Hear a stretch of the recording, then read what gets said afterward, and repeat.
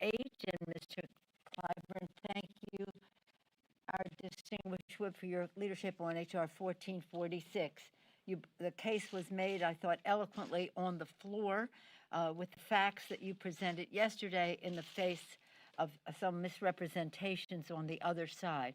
It's my honor to welcome back to the House side Senator Murphy, who has been a champion on this issue, and we thank you for your leadership, and Senator Blumenthal, the former Attorney General of Connecticut, a champion on this issue as well. We expect the distinguished leader to be joining us as well, who was a champion when he was in the House and now in the Senate on this issue. Mr. Schumer was our leader when we passed this bill in 1994, and I was a relatively new member, and we were his minions to get that bill passed at the time. It was hard, but it did happen. And so it is, the chairman, the representatives of the Judiciary Committee will speak about that, Mr. Nadler, and the chair of the Crime Subcommittee, Congresswoman Sheila Jackson Lee. So you'll have a full array of what the bills contain, and that I just want to put it in this context.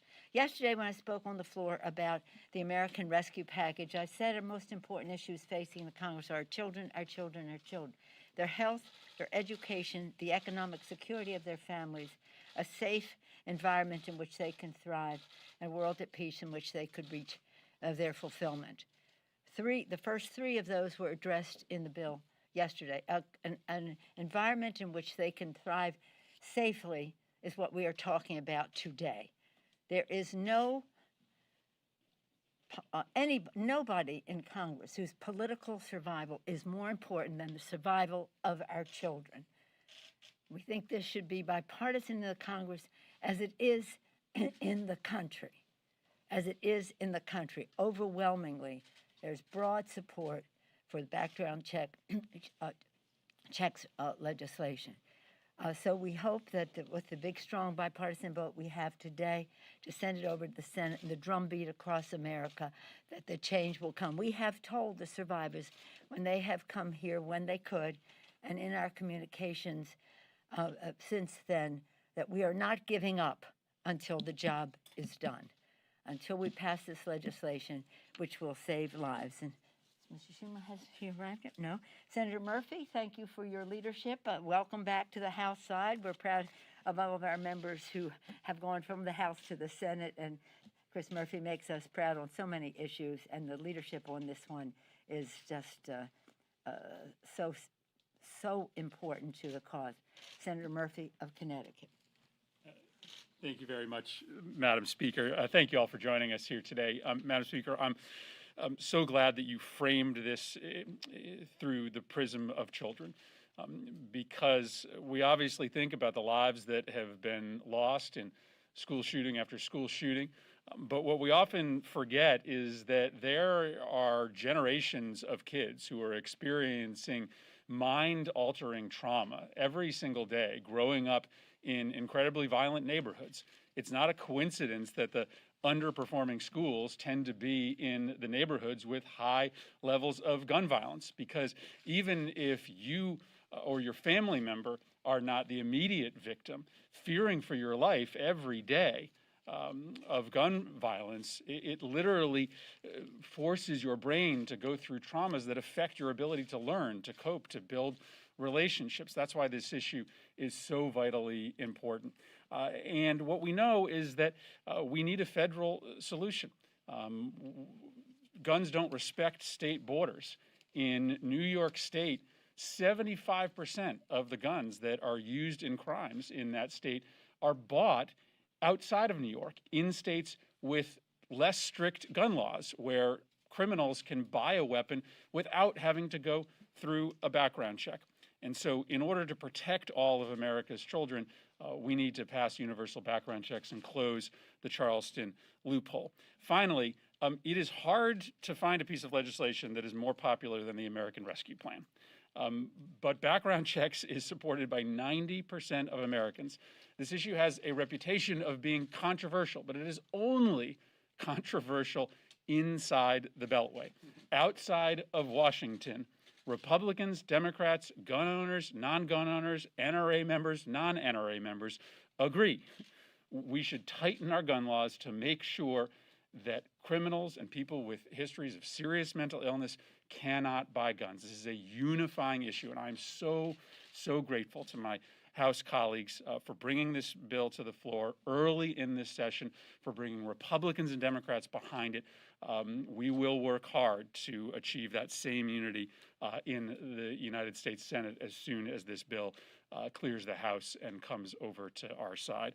With that, I think I'm going to turn this over to the champion for the Charleston loophole, somebody who has been speaking truth to power on this issue his entire career, Whip Clyburn.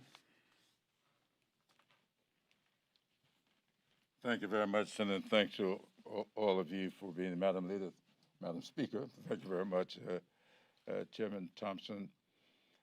You know, I get a little emotional when I think about the Charleston loophole because there is nothing more sacred in the lives of most people than their church. And I think when you see what happened at Mother Emanuel Church, when people are really, really vulnerable. I was talking with someone a couple of days ago and reminded them that Martin Luther King Jr.'s mother was shot in church. And when we have these symbols of hate,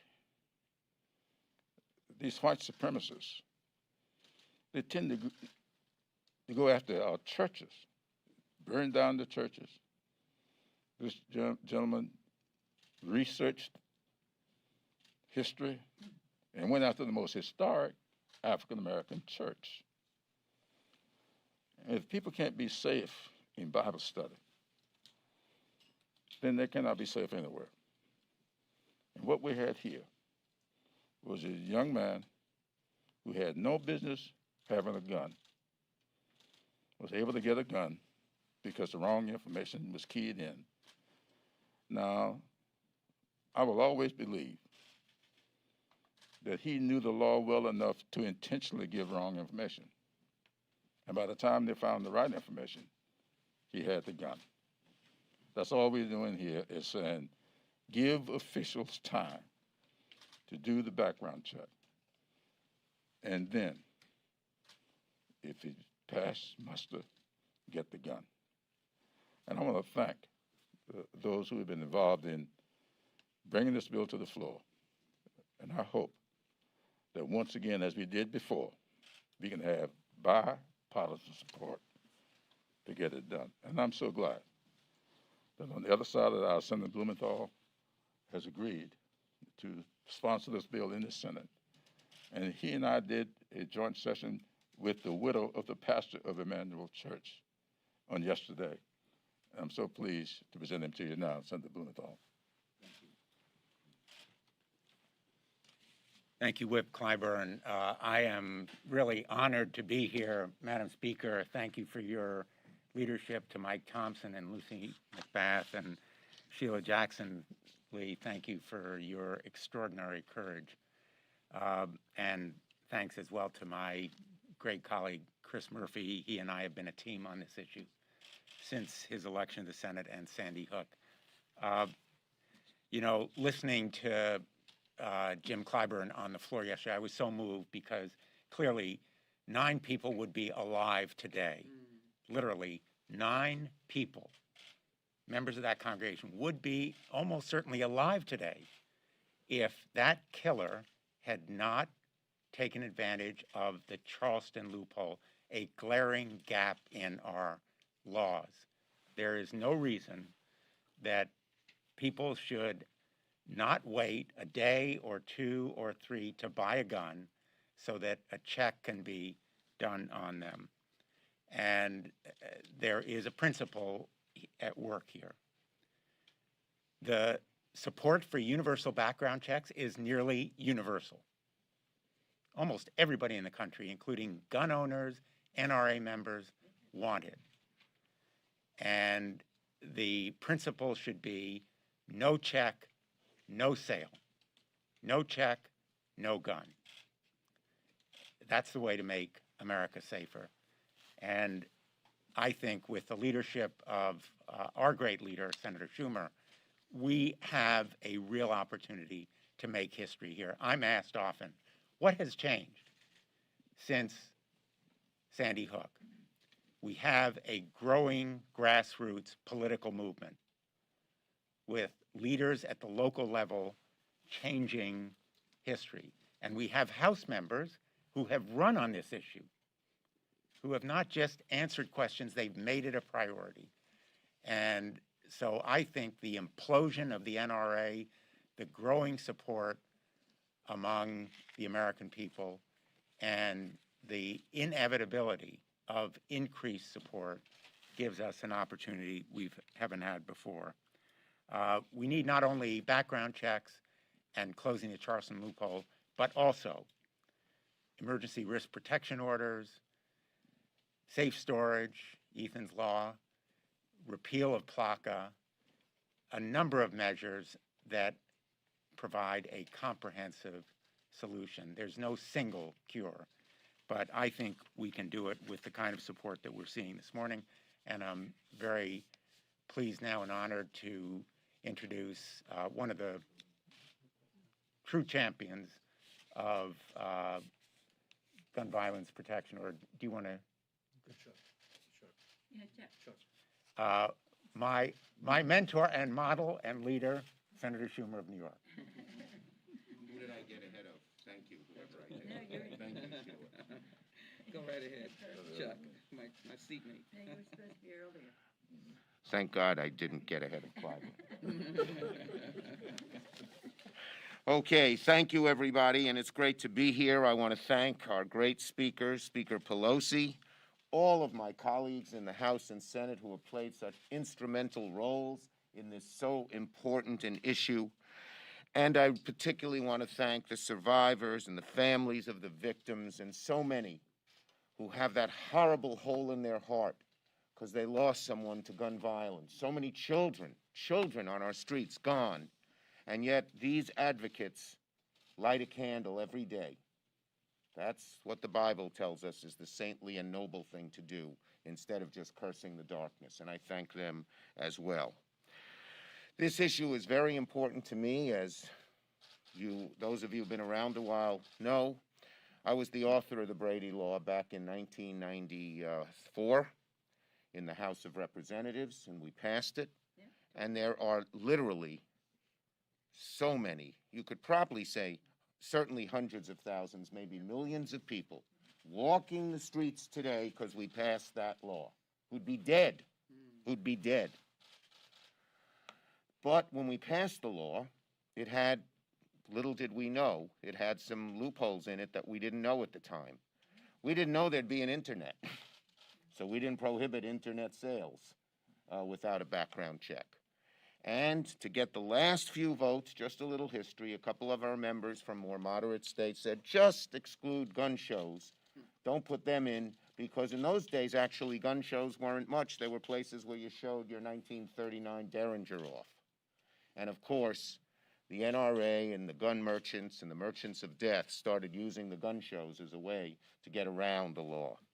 So H.R. 8 closes these loopholes. A universal background check. It is desperately needed. And the House, of course, has had the good sense to pass this 3 times? Twice. Twice after today. Oh, twice after today. We'll have the good sense to have passed this bill twice. And in the past, when they sent it over to us last time, it went into Mitch McConnell's legislative graveyard. The legislative graveyard is over. H.R. 8 will be on the floor of the Senate, and we will see where everybody stands. No more hopes and prayers, thoughts and prayers. A vote is what we need. A vote, not thoughts and prayers. And we will see where people stand, and maybe we'll get the votes, and if we don't, we'll come together as a caucus and figure out how we're going to get this done, because we have to get it done. For the lives of the American people, for for the safety of our streets, and particularly for our young kids, so many of whom in my state and all the states represent, mine and Jerry's state, and all the states represented here, whose lives are taken at such tender ages because of gun violence and guns. Senator Durbin will be holding hearings, and we are shining the spotlight on this issue. We are going to win on this issue. The American people, I'm sure it's been mentioned, are overwhelmingly, like 90%, on our side. So I thank the House for having this event, but more importantly, for passing the bill today, and now we will focus on getting it through the Senate. Who am I supposed to call on?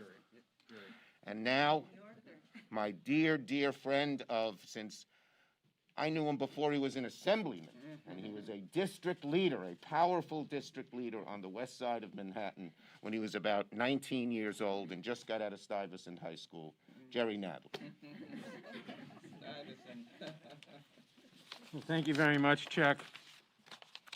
I want to begin by thanking Representative Mike Thompson and the distinguished Majority Whip, Jim Clyburn, for their leadership in introducing these two important gun safety bills. I also want to thank the Speaker and the rest of the Democratic leadership for their support in bringing this legislation to the floor more than once. Since the House passed these bills more than 2 years ago, an estimated 80,000 people have lost their lives to gun violence. Every day that we do not act is another day that families will mourn the loss of a loved one. Every day that we do not act is another day that our homes, our streets, our schools, and even our houses of worship are at stake, because are less safe, rather, because dangerous weapons are in the hands of people who should not legally be permitted to acquire them. Every day that we do not act is another day that the American people, who overwhelmingly support background checks, you've heard the statistics, and closing loopholes in the law, lose faith in their government's ability to keep them safe. That's why the House is acting today to pass both H.R. 8 and H.R. 1446. And that's why we will continue to act until both of these bills are signed into law. Majority Leader Schumer, as you've heard, and President Biden have long been champions of legislation to prevent gun violence. I know that they will actively be working to send this bill to the President's desk. I hope, and you just heard Senator Schumer say it, that the Senate Republicans will work with us to save lives instead of standing in the way of this important legislation. We cannot afford to lose another day. And you know, we heard today about, Jim Clyburn spoke eloquently about the Mother AME Church, but there's also the Tree of Life Synagogue, there's also Parkland High School. There are all these mass shootings that these two bills will greatly reduce. There are also individual shootings, not just mass shootings, individual shootings. In New York, we have very good gun safety laws, but we cannot enforce them over the borders from states that do not have good gun safety laws. These two bills will stop that problem. So it will save, these two bills will save thousands and thousands and thousands of lives every year. And for that, we have a moral duty to pass it. We have a political duty to pass it, given the polling. And if Republicans stand in the way, they'll pay a price, both morally and politically. And now it's my privilege to introduce one of the leaders in this fight in the Senate, Senator Chris Murphy. Oh, Sheila, well, I'm going to. This is somebody else's. somebody else's list. Sheila Jackson Lee, the chairperson of the Crime Subcommittee in our Judiciary Committee. Thank you. Thank you so very much. The American people have spoken, and I'm so grateful that they've spoken, and our Speaker, Speaker Pelosi, has never stopped listening to the American people. Senator Schumer has never stopped listening to the American people. And we have gathered together to benefit from the leadership of Chairman Thompson, Whip Clyburn, Senator Murphy, Senator Blumenthal, and our conscience, Congresswoman McBath, who I have the privilege of serving with on the House Judiciary Committee. The precious right of the Bill of Rights embedded in the Constitution is loved by all Americans. And so, as both Speaker Pelosi and Chairman Thompson and Senator Schumer said, we're getting a vote on the preciousness of the American people's rights embedded in the Constitution. Nothing in H.R. 8 or H.R. 1446 violates any part of the Bill of Rights. It does not violate the First Amendment. It does not violate the right to due process, and it does not violate the Second Amendment. Nothing in the Second Amendment suggests that we cannot regulate and provide safety for the American people. Nothing in the Supreme Court cases like Heller says that. So we are on the right side of the Constitution and the right side of history and the right side of the American people who are pleading for their lives.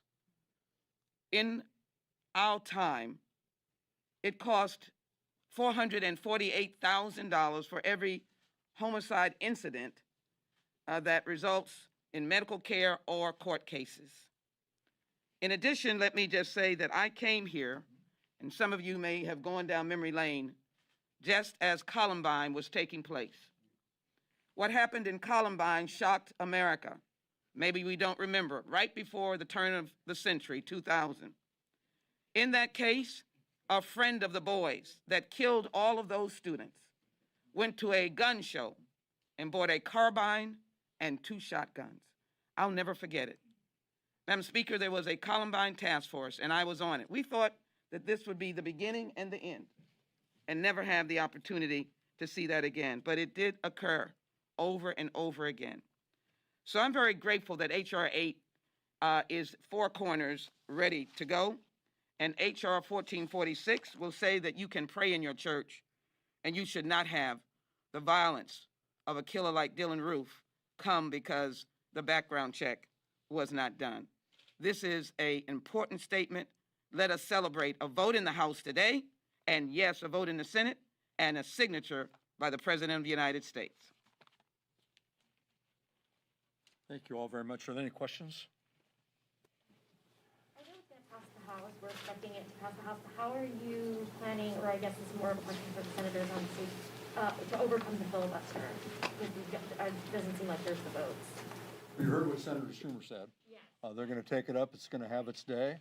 And if the Republicans do, can you imagine the Republicans standing in opposition to 90% of the American people? Yeah. But if they do, as the Senator Schumer said, there's other options that they will pursue. Anybody want to speak specifically to that? This is an idea whose time has come. We had a majority of votes for a background check measure in the wake of Sandy Hook. When it failed, the cry from the gallery was, shame on you. If the Republicans vote against it, and there will be a vote, they will pay a price politically, because as the House members have shown very courageously by running on this issue, people are not only supportive, they're willing to vote based on this issue. So this is going to be front and center. And I think what also changes, we now have a president who can put pressure on our colleagues. And I'm hoping that we'll see that.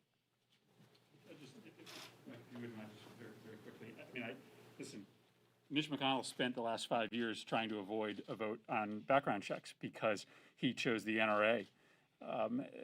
His members have expressed to me over the past several years that they want to get right on this issue.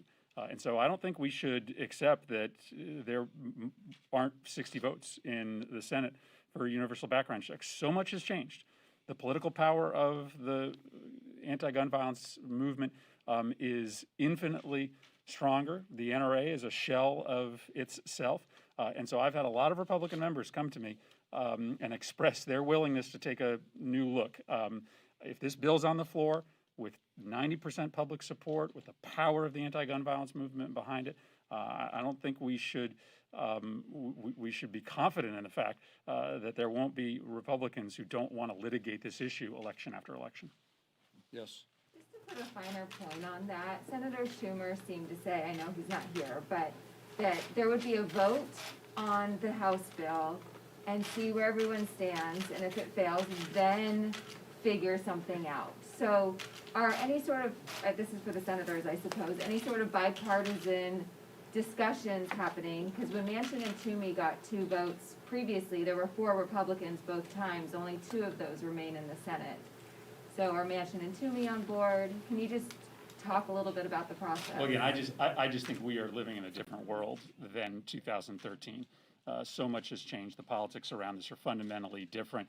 I think, Senator Blumenthal, I should leave it to Senator Schumer to talk about the floor schedule.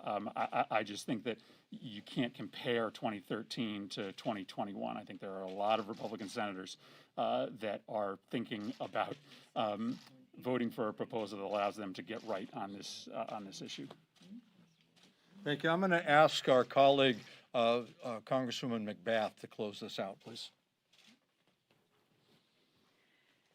Well, I am just completely grateful for all of the hard work and for all of the effort that has been placed into making this happen today. And I would just like to take my hat off for a moment, the hat that I wear as a member of the United States House of Representatives, and to thank each and every one of my colleagues and leadership. As a mother who lost her child to the very gun violence that every one of us has been fighting for so hard to eradicate, Speaker, I want to thank you. Rep. Thompson, thank you for allowing me to be a part of championing this life-saving legislation. Rep. Clyburn, I spent time with you. I came down to Charleston after Emanuel, and I'm more grateful to be able to help you pass this legislation because no one deserves the kind of pain and anguish that people are suffering, especially those that have come to God and sat in church and lost their lives.